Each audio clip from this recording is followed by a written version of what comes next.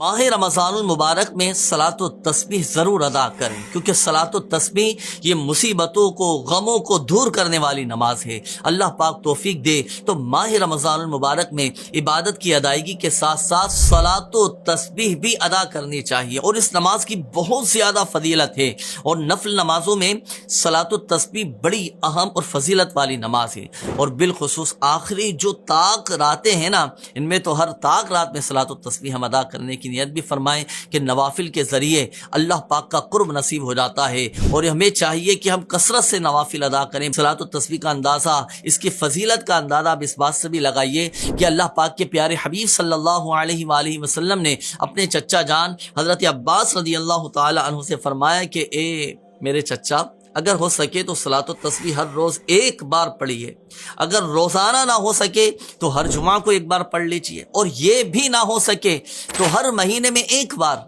اور یہ بھی نہ ہو سکے تو سال میں ایک بار، اور اگر یہ بھی نہ ہو سکے یعنی سال میں بھی ادا نہ کر سکے تو عمر میں ایک بار۔ ہمارے بزرگان دین رحمہم اللہ المبین بھی صلاۃ و تسبیح ادا کیا کرتے تھے۔ حضرت امام عبدالعزیز بن ابو رواد رحمۃ اللہ تعالی علیہ نے فرمایا کہ جو